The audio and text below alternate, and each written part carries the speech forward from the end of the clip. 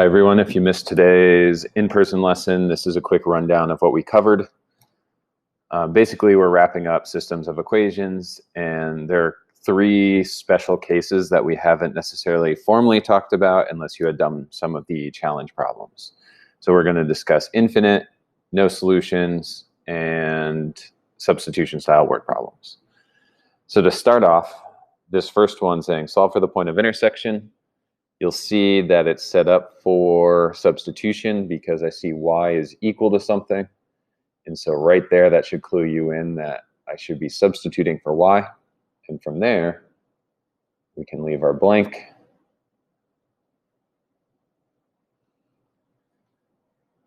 And we really know that's 4x minus 1.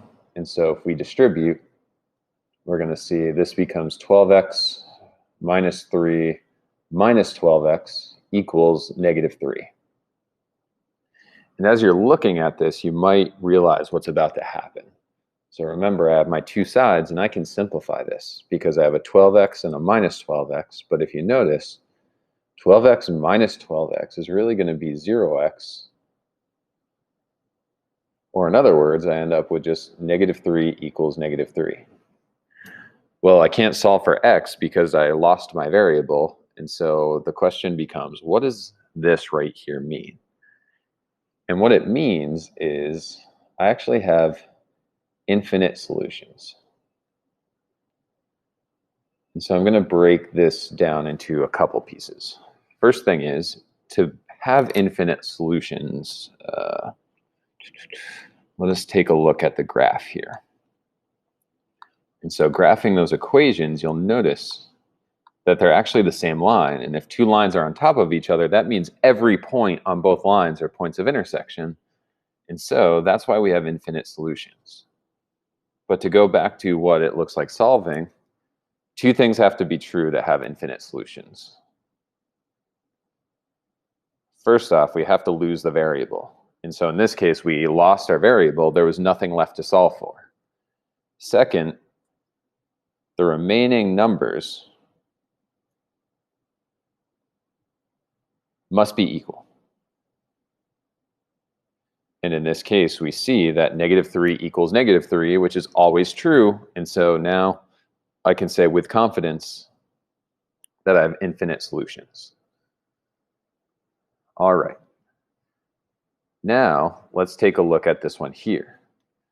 This one, you'll notice, is actually set up for elimination, but as you can see, nothing's going to eliminate yet, and so I got to make it eliminate.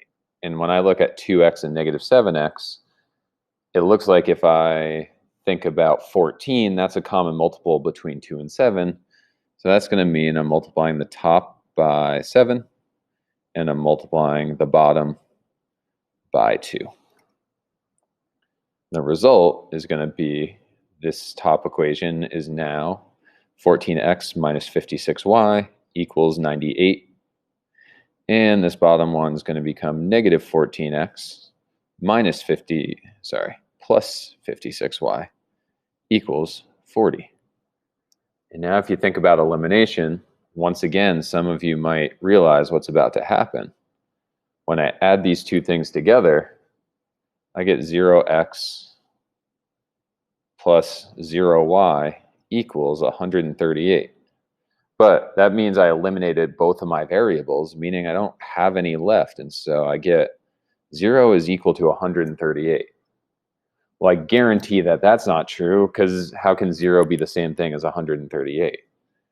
So this is going to mean no solution. And once again, I want to take us to the graph and say, if we look at these lines, notice how they end up being parallel. And so they'll never have a point of intersection, which is why we lose our variables and get a statement that is untrue. And so similar to infinite solutions, the first thing that has to be true is I have to lose, I should use a somewhat coherent sentence. So I should lose the variable. That's part one. And then part two is that the remaining numbers are not equal. And so those are the two cases. Typically, you'll get a value for x and y, which means you have a point, but there are two special cases. So this one, they must be equal, those remaining numbers. This one, they are not equal. All right, cool. And then finally, something a few people requested is writing another system of equations that requires substitution as a strategy. So the first thing I'm going to do is just kind of look at this problem, and it's talking about boxes of markers, boxes of colored pencils. And the first kind of situation that you're given is how much it costs per box of markers and how much it costs per box of colored pencils and what the total is. So right there, I see money, money, money. That should tell me there's an equation right there. But before I can make an equation, I really got to decide what my variables are going to be and what they mean.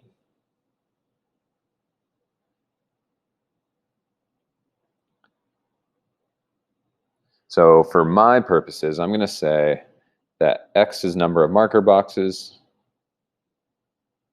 and y is colored pencil boxes. And so now I can say, well, if it's $4 per marker box plus $3 per colored pencil box, that should come out to $47. There's one equation. The second one's a little bit tricky because the number of colored pencils was 3 more than 5 times the number of markers. So there's my second situation. Well, it's telling me the number of colored pencils is something. And since y stands for pencils, I'm just going to say boxes of colored pencils is equal to something. And now this sentence says 5 times the number of marker boxes. Well, marker boxes is x, so 5 times x, or 5x. But it's 3 more than that. And so plus 3. And now I have created a system of equations, but if you notice, in order to solve this, I'm going to need to use substitution because although the first one's set up with x and y on the same side, this one's a y equals situation. So now if I want to solve, all I got to do is take this and substitute in for y. So this will end up being 4x plus 3 times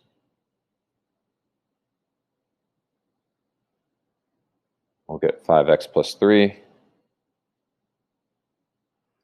And then I'll carry out my substitution just like I'm used to. So I highly encourage that you pause and then try to work this out and then compare to my work, but it's totally up to you. This is going to simplify. I see 4x plus 15x. That'll be 19x plus 9. All right, and then I'm just going to keep going just like normal. I end up with 19x equals 38. And finally, if I divide, I'm going to end up with x is equal to 2. And I know that x stands for marker boxes. So that's really what this is telling me, that I have 2 boxes of markers. All right, well, it also asked me to solve for the number of pencil boxes, and so let's go back. We see y equals 5x plus 3. That's just asking for us to solve with it. We now know that x is not a mystery. It's actually got to be 2 in this case. And if I finish solving, I get 10 plus 3. And finally, I get that y must be equal to 13.